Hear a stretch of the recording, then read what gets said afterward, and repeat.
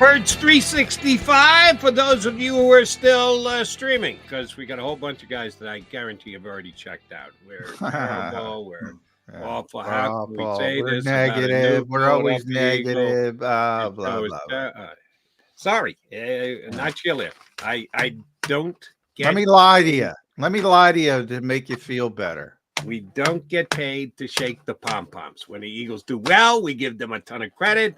When we question their moves, we question their moves. Now we've set up Andrew DiCecco to be the hero. He can come in here and go, yes, this is the greatest signing in Philadelphia Eagle history. Are you going to do such, Andrew? I don't like the signing. I mean, look, it's our job to be objective. Shocking. I'm shocked, Andrew. It's our job to be objective here. And look, what you've seen on tape from Devin White in past years has been a lot of inconsistencies. He's a very volatile player. But you can't deny the athleticism. But I'll also say that he overruns a lot of plays. He's been very inconsistent season to season.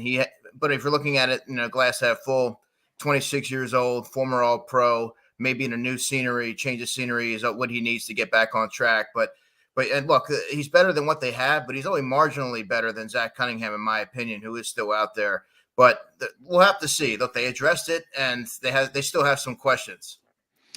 Yeah, now it's up to Vic Fangio, so a lot on Vic. And I don't even know in theory if he's a fit for Vic Fangio, because the one thing he's done well, and you mentioned that All-Pro nod, and let's be honest, that's a blight on the All-Pro voters.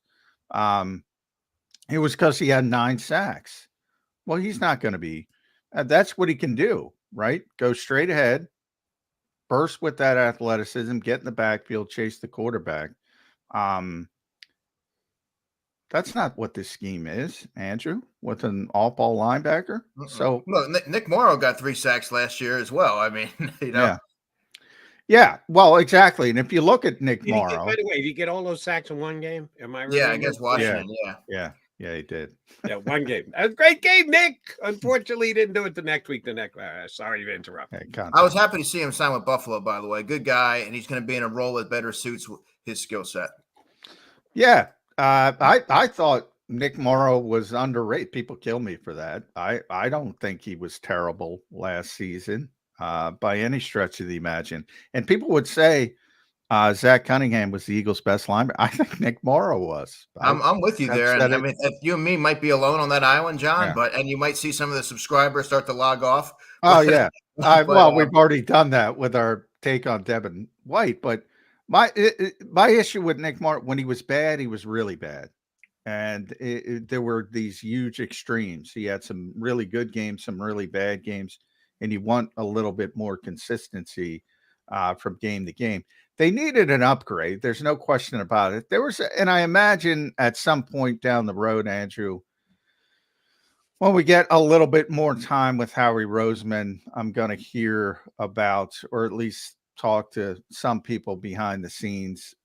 We're going to get theories that maybe they tried to sign some other guys. I had speculated Josie Jewell. He had a history of Big Fangio. Azeez Al-Shaair, who had a history with Bobby King, the new linebackers coach. I thought Blake Cashman would have been a great signing. They were interested in Blake Cashman. Yeah. That was a name that I put out there. Yeah. A bunch of these guys that potentially, Jody mentioned Willie Gay, Tyrell Dodson, who signed yesterday as well, who came in Buffalo and played well in place of Matt Milano. And these would have been all mid-range contract guys. I forget. I guess Cashman got a decent deal. Al-Shaair got a decent deal. But boy, there's a host of names. Even Jordan Hicks. I wouldn't mind Jordan Hicks back. What about a Jordan Hicks reunion? There was a ton of names out there, mid-level. I mean, older player, obviously, Jordan at this stage, but he was still competent last year.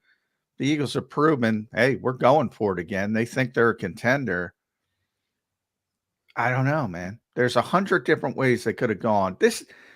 I always laud the Eagles for making good decisions. Jody knows this. I generally understand their decision-making. This is twice where I don't understand their decision-making. I think you have to look at the free agent market, the well drying up, and they were running out of options, and they took the one that they probably felt was the most enticing or the most upside. Yeah, the most upside that they thought that they were going to be able to maybe reconfigure and get them on correct their course and maybe get the most out of them. But I mean, I always thought it was going to be through the draft. When I saw linebackers start going in free agency, I thought that was going to be a position that they looked to address during the draft. Maybe an Edgerrin Cooper from Texas A&M is a phenomenal player. I know I hear a lot of folks talk about Trotter, yeah. but that's name appeal only. I think that when you go ahead and watch his play, you can't like him and then not like Nakobe Dean. They're very similar in stature, and they do a lot of the same things, at least at the collegiate level. But I would think that you're going to have to get one in the draft as well. And they still could, by the way. They still could. They didn't pay Devin. They're not locked into Devin White, so that could still be an option. And I'm also a Van Sumeren guy as far as a depth player. I think that he has the traits to be able to contribute in sub packages and things of that nature. And the Eagles have invested in his development, so I think he's going to be here as a depth linebacker as well. I'll tell you this right now. If the Eagles take Jeremiah Trotter Jr. in the second round, he will start next to Nakobe D. He will beat out Devin White. I don't care how small he is. And yes, I have concerns that he and Nakobe are similar type players. He's better player than Devin White. Mm-hmm. You said you wouldn't draft him if the linebacker's off the board? No. You think he's a non-prospect? No, I'm not saying that. I'm just saying he's more of what they already have in terms of skill set and body type. I would get somebody with a little bit more athleticism that could range sideline to sideline. And there aren't too many guys in this draft that are more athletic than Jeremiah Trotter Jr. I mean, Edgerrin Cooper, Jody, is the player. That's the one. You're going to use a first-round pick? He'll be gone by the time a second-round pick. I don't know that he's going to go in the first round. I think that he can go anywhere from early second to maybe where the Eagles sit at 50, and you could probably trade up and get him if they like him. So, I mean, that's a player to keep an eye on. He's supremely more talented than Trotter Jr., and so is Peyton Wilson for that matter.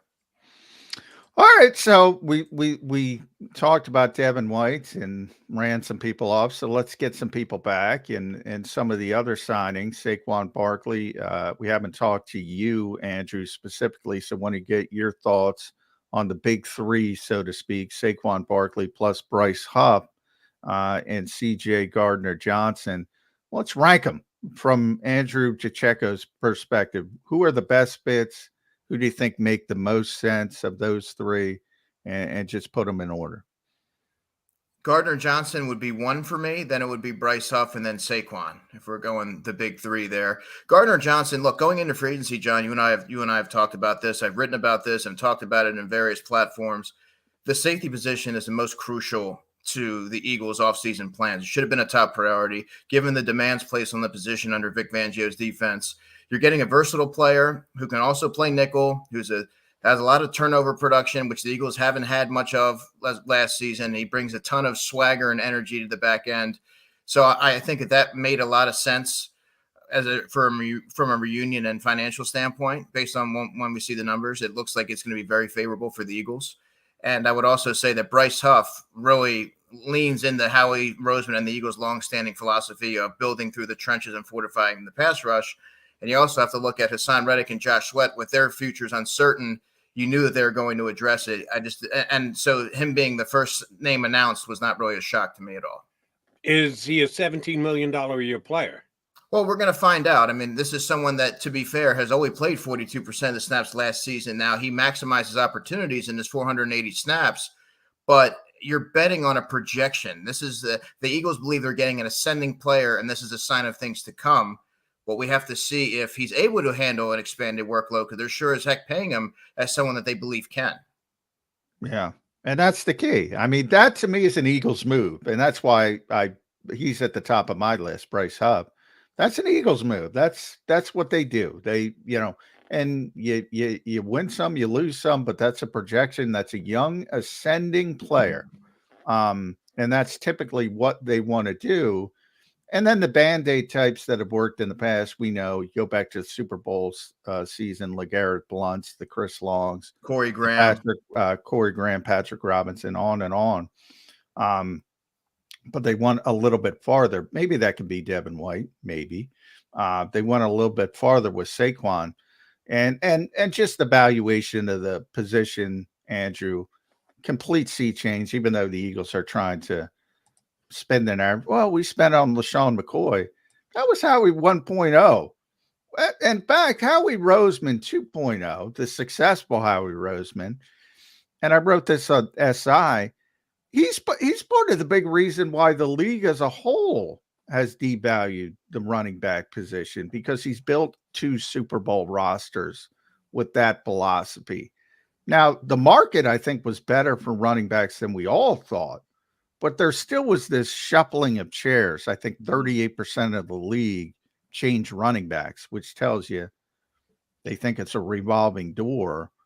Why did the Eagles stop the revolving door and say, this guy's special? Well, it's interesting because I believe if you go back and look at Howie Roseman's history with running backs, you mentioned LaShawn McCoy, but they were also all in on Christian McCaffrey back in 2017, and he would be an Eagle if they had the opportunity to select him. So Howie's proven that he's willing to go to great lengths to acquire high-end talent and elite talent that he envisions big-time production. He obviously Saquon, he's depicting him to be that kind of guy and be a game changer for this offense, a 3-down player who can catch the football, pass protect, and be a dynamic threat, and also alleviate some of the responsibilities from Jalen Hurts, from absorbing some of those hits on the short yardage plays and just being a good outlet underneath. So I think they think that they're getting a player who's going to be among the top 2 or 3 players at that position this season. Let me touch on one of the aspects you just brought up about outlet underneath, a.k.a. Saquon Barkley catching the ball coming out of the backfield. Done it quite well for the New York Giants. But the Eagles haven't been good at it. And I'm just demarking from the time that Jalen Hurts took over as their starting quarterback. So for the last 3 years, I would say Eagles throwing the ball to guys out of the backfield has been almost a non-entity. It started with Shane Steichen, went to Brian Johnson. It's been Sirianni the whole time, and the quarterback's been the same. Why do you think that hasn't been I would not even come close to calling it a weapon for the Philadelphia Eagles? Why do you think that's been the case? Well, the quarterback is averse to doing it. He finds other ways to make up those short dump offs by running the football and doing things of that nature. Now, that's going to have to change under this new regime. Kellen Moore and quarterbacks coach Doug Nussmeier, I would assume, is going to really hone in on that to, hey, hang in there in the pocket, take what the defense is giving you. And you have these really dynamic receivers that you can utilize and make life easier on yourself. So I have to think that this is going to be something that they drill into Jalen this offseason and going into training camp and make it a focal point of not a focal point, make it something that he's mindful of going into the season, because they misutilized DeAndre Swift. There's a lot of folks out there that are, unfairly maligned DeAndre Swift and dismissed this season, but he should have been utilized more as a pass catcher. I agree. Sure. It's a devil's advocate, Andrew. Is that a good thing? Because Jalen's been pretty successful. I think his DNA as a player is, okay, if my top progressions aren't there, I'm going to take off, run the football, and by and large, it's more effective than dumping it off to a running back, no matter who that running back is. Is that something you should try to beat out of them or try to accentuate? Because I've argued it's something you should try to accentuate and make Jalen Hurts the best Jalen Hurts he can be, versus trying to pound the square peg in the round hole just because we have to get a running back involved in the passing game. I think it's one of those things we say, Jalen, pick your spots. And we don't want to take that element of your game away from you, but throwing the ball to your running backs and allowing them to make plays in space and taking advantage of their dynamic skill set creates a new dimension to the offense. And it's ultimately going to make your job easier as a quarterback to facilitate the ball of these players and open up the playbook in its entirety. So I think that when you sort of convey that message to Jalen and show it to him, give it to him in that perspective, that might alter his perception and maybe change some of his thought process and how he goes about it. But I think that you can balance the two. It's not either or, but you certainly don't want to take away what's made him such a special player with his legs and those type of traits. I think we can all agree Jalen just wasn't as good at running the football this past year as he was the year previous. He's just a better runner, whether it was because The Eagles told him, we don't want you to take as many chances. He wasn't as dynamic and or risk-taking when he did it. He's still one of the better running quarterbacks in the league, but he wasn't like head and shoulders above everybody else like he was in the Super Bowl year. So that if he's doing it next year, that's what I think you're taking out of the offense. I don't think you're taking the 2022 Jalen Hurts out of the offense in 2024 if you're throwing it to Saquon Barkley. All right. Another move that came down yesterday. How are the Eagles going to get by without Jack Stoll? A major loss for the Philadelphia Eagles. I love man. Jack Stoll. They I love wanted Jack back too. Jack's a great guy. John and I, They we all love they had to Jack. do was throw a $3 million tag on him. So Well, they were nobody- they watched him walk out the door. Nobody wanted him back. By the way, was never that's a trend in the NFL. I think there were 8 restricted free agents who got tendered in the entire league this year. Nobody tenders restricted free agents anymore. And that the ones who do get tendered are really good players. Jack's a role player. He's not getting that's not rare.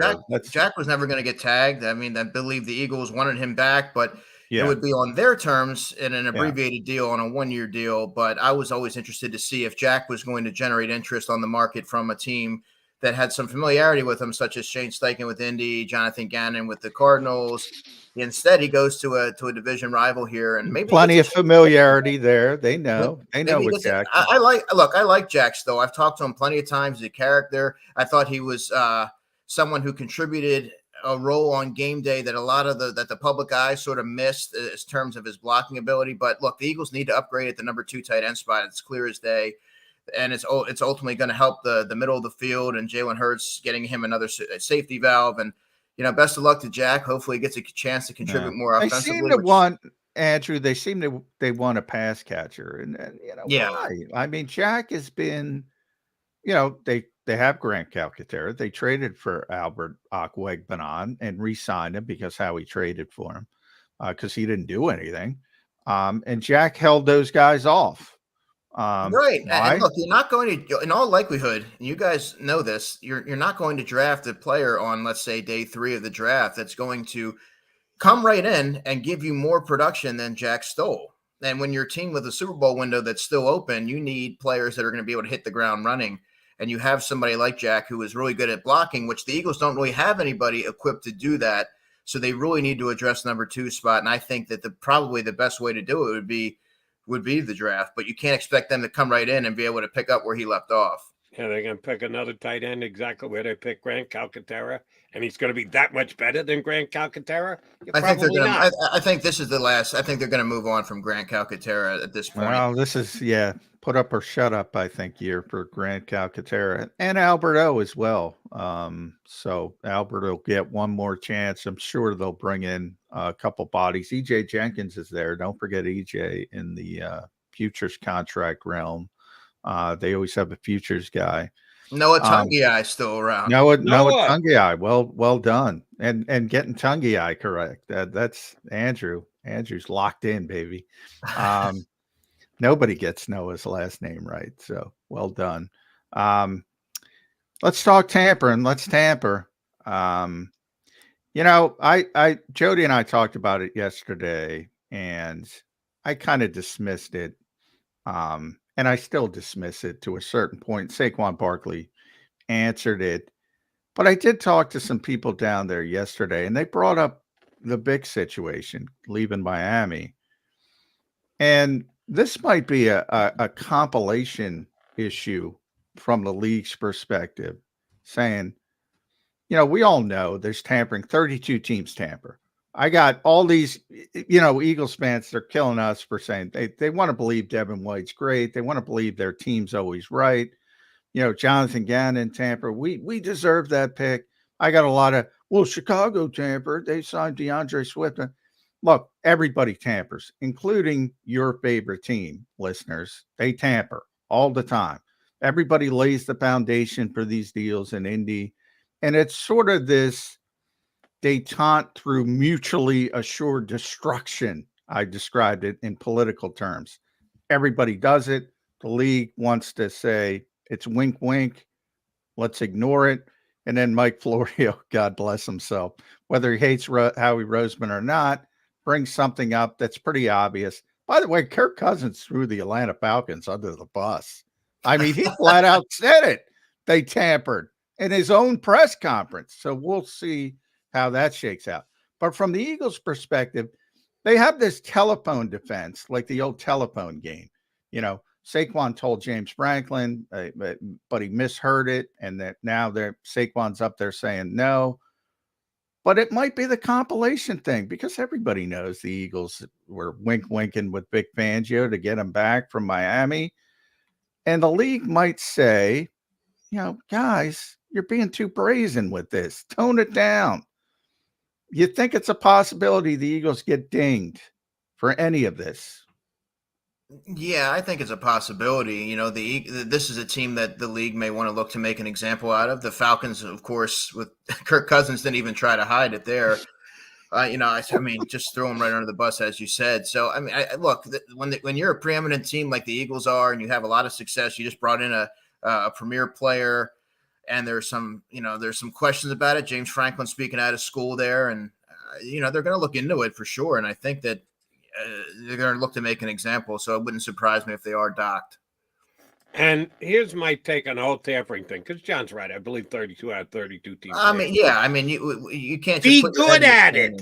If you're going to tamper, be good at it. I would say don't leave the door open that someone like Mike Florio can find a thread and pull on it, and then the whole thing comes down. Sure. I and would if say you get caught, you pay a price. I would say even it's not even be good. It's not be obvious about it. It's, you know, don't be obvious about it. Don't. And the Barkley stuff isn't their fault. I mean, James Franklin's talking. It's like, well, who knows from how he tampered. Well, no, and they got caught. Well, I still believe Howie's been doing this too long to be calling Saquon Barkley himself during the negotiation. Yeah. I'd be shocked if that were the case. I'd still be shocked if that were the case. Me too. But, you know, we talked to Pat Leonard, and I'm thinking about it, and Pat knows Saquon very well. And he was at the forefront of breaking the Eagles' interest. And even some of the things and Southern New York reporters, well, the Eagles have been interested in Saquon Barkley for over a year. Saquon knows it. All this back channeling. It's almost like it's part of the industry, the wink part of it. Sure. But it might be too obvious.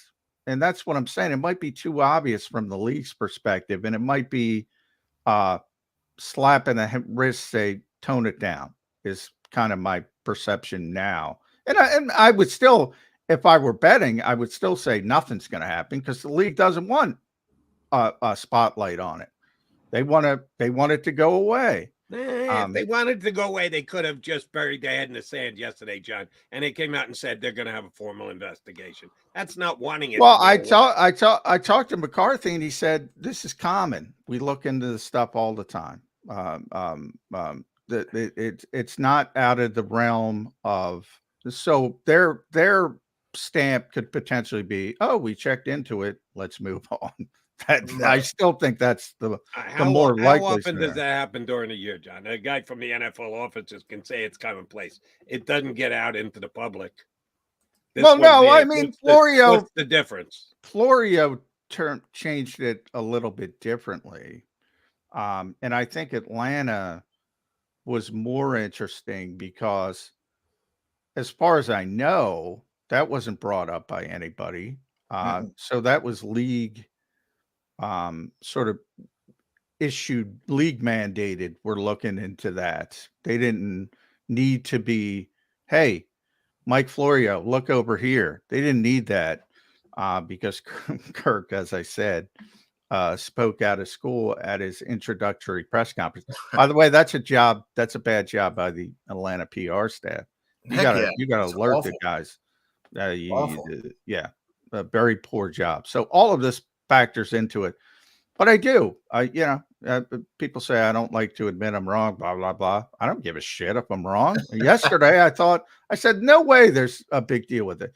And the thing that changed my mind a little bit is the Fangio stuff, because there are people evidently upset in the league that say the Eagles keep bringing up these issues and they're freaking tampering. And then you got teams saying this happened team complains about everything and they're out here doing this. Why aren't you doing something to them? That's true. That's the mentality we have going on here. Yeah, a lot of finger pointing. Yeah, exactly. And guess what? They're not wrong, because the Eagles did beat the drum with the Gannon thing. Yeah, they jumped right in and said, yeah. And going all the way back, by the way, I was also reminded all the way back to the Macklin thing. That was Eagles generated. They were upset that Andy Reid contacted, and this is way back. But, you know, these things die hard when it comes to the NFL. Everybody holds a grudge. So we'll see how it shakes out. But it is an interesting story. I think the Franklin part of it, though, you can just gloss over with the telephone defense. Oh, he just misheard me. And that's what Saquon did. Yeah, the Eagles are having out there. Atlanta doesn't. The player just sat right there at the podium Atlanta and just timed you out. Yeah. If I were a betting man saying only one of the two teams is going to lose a draft pick, I'd bet on Atlanta. They're in a much worse position right about now that was than the Eagles brutal. are. Yeah. Not good for them. Who's going to be the backup quarterback for the Philadelphia Eagles this year, big guy?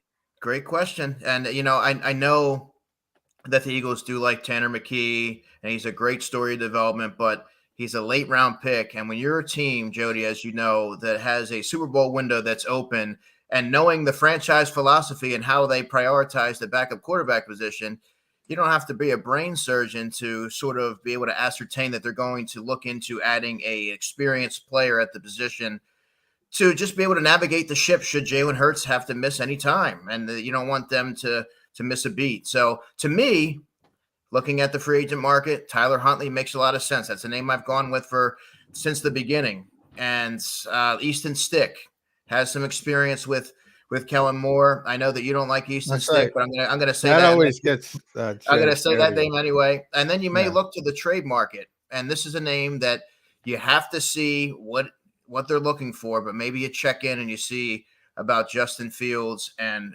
what they're looking for, because you'd be hard pressed to find a better backup across the league if you're able to bring him in here. But a lot of things would obviously have to work for that to even be able to materialize. Yeah, that's I've heard both sides of that fence. Like, oh, you can't bring in Justin Fields because of the psyche of Jalen Hurts, like he's Carson Wentz back in the. I just don't think he's that type of guy. Number one, he's not going to be affected by Justin Fields coming in here. And also the fact that he could be a good backup quarterback.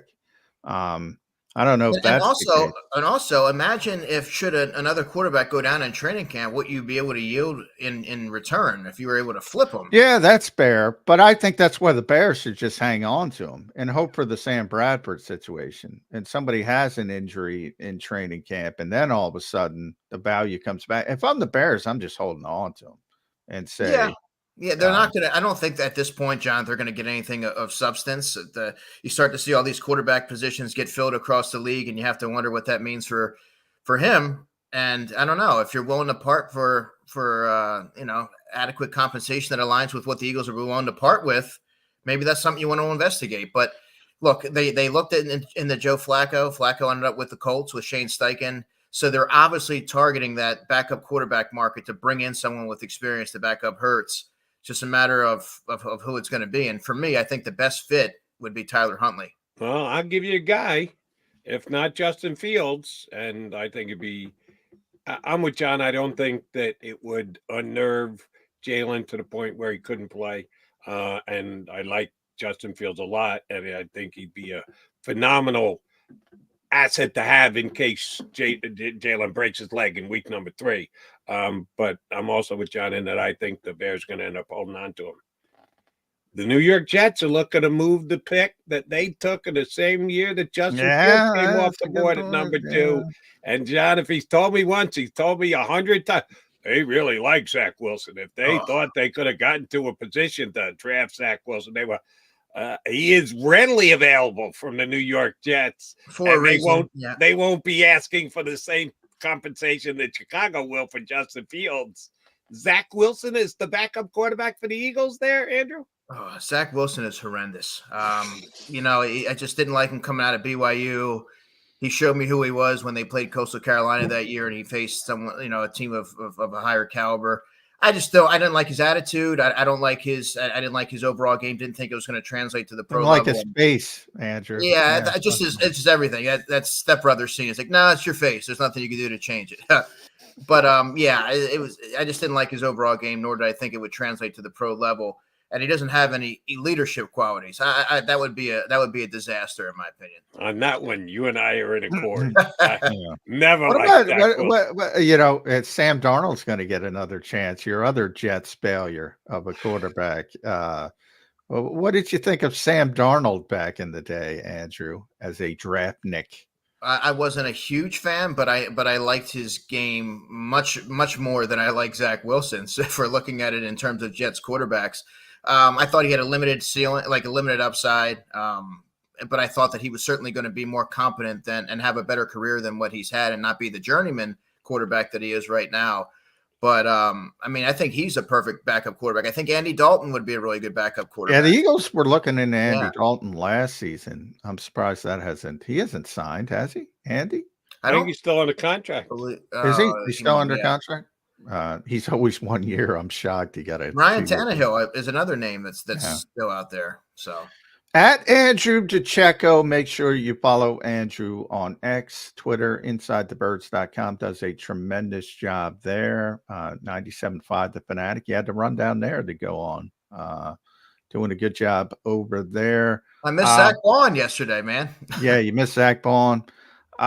Wide receiver 3 we haven't gotten into. Now, I was made aware yesterday. I knew this, that Devontae Parker was signed. Aging player. Again, weird. Eagles are doing. Now, they didn't give him anything. They're paying him the veteran minimum. Some offset language. He gets money from the Patriots. He had the worst separation in the NFL, according to Next Gen Stats, last season. Just could not separate. I was made aware yesterday. Oh, he's had the worst separation in the league for 4 consecutive seasons. Four consecutive seasons. Why the hell are the Eagles bringing in Devontae Parker?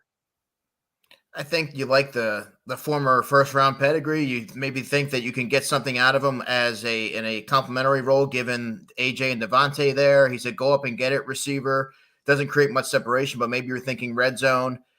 He's on the roster bubble to begin with. I think if he struggles with injuries or inconsistencies in training camp, he's far from a lock to make the roster. I'm just looking at it from an upside perspective. I don't really see a whole lot there. I think they'd be better suited drafting a wide receiver and also seeing what you have in some of the future signings, like a Joseph Ngata, who I recently spoke with.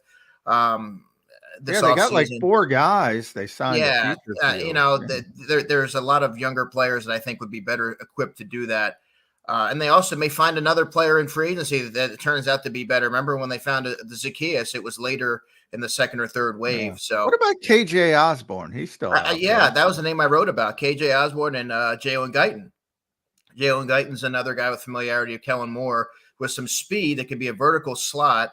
And KJ Osborne to me is super underrated. And I think I could see him flourishing in this offense, not having to be a focal point, obviously being a complementary player and working over the middle and having some burst after the catch as well. And if the coach has anything to say about it, there's still the possibility they could re-sign Quez, because Quez is elite. That's your guy, man. That's Nick's guy, not Jody Matt's guy. That's for damn sure. All right, last one for me. We're watching Howie Roseman reconstruct the team and building the roster, and how much are the coordinators getting to have a say here? Before free agency kicked in, we all speculated on, Vic Fangio is going to have a big say about what they do on the defense. Do you feel that's the case? You think CJGJ was a Vic Fangio call? You think Devin White was a Fangio call? I'm not seeing it, at least, and I got no idea. You guys would know better. You're down there. Do you believe Fangio's fingerprints are on the Eagles' defensive moves this offseason? In terms of position selection, yes. I think when he took the job, I would almost assure you that he said, look, what you had last year at these two positions aren't acceptable, and I need an upgrade in both of these areas to be able to effectively execute my vision. Now, and the Eagles could just see that as, okay, I'll find a player for you that, works with our budget. And Gardner Johnson has the familiarity and the ball skills and the versatility, which you like. And Devin White, of all the players that were remaining at the linebacker position, has some upside there, but I think that, that they definitely said, look, you have to, I know these aren't areas that maybe you prioritize, but that's going to have to change if you want me on board and you want this defense to run the way that I see it through my eyes. All right. I lied. I got one more for you. If we had to put a percentage today, 0, obviously, to 100, how likely is Devin White the starting weak side linebacker opposite Nakobe Dean? You still think it's over 50, less than 50? You still 60. think it's 60, 60, yeah. 40? I like that. I think they're going to draft a player and he's going to give him a run for his money. And I think Devin White's going to could end up being the number 3 linebacker. What about Ben Vance? You mentioned him before. Give me. Is there any chance that he could show up in training camp and say, I'm just beating out this guy? BVS is my guy. You know that. He's super athletic. I thought that when Devin White. Yeah, no, but let me finish. In preseason, he was a player that lacked instincts, and he was very well aware of that. He was an athlete that was sort of getting nurtured on the practice squad. And then when he got a chance to play linebacker, in the early going, he looked like he was a fish out of water. But I thought that when he started on Christmas Day, and other people have watched the tape as well and sort of confirmed what my initial thought was, is that he really did some good things there and impressed and had probably the best single game performance of any Eagles linebacker last season, including one Greg Cosell, who saw that. He played it as good as any linebacker. So Zach Cunningham's best game was equivalent to what you saw from Van Sumeren. And I thought he showed noticeable improvement in instincts, and his athleticism was apparent in filling the holes, and he plays with a lot of urgency. So, look, he's a player that the Eagles have invested in terms of development, and he's going to get an opportunity to carve out a rotational role here, I would imagine, a situational role. He's going to be here, so.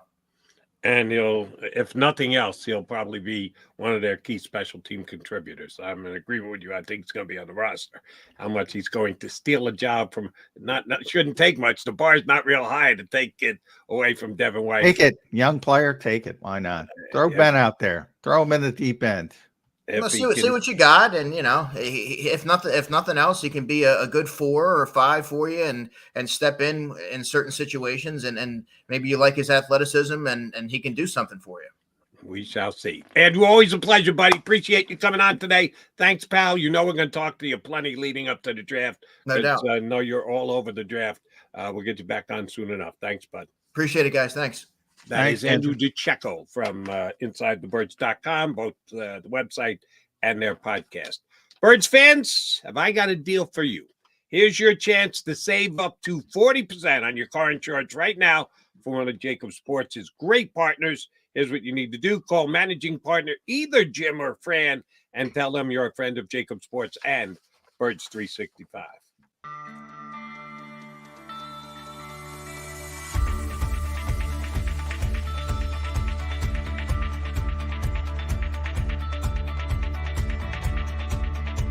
Hi, I'm Jim Muehlbronner, Managing Partner at Del Val Insurance Group. Give us a call. We're a local, knowledgeable agency, not an 800 number. Go Birds!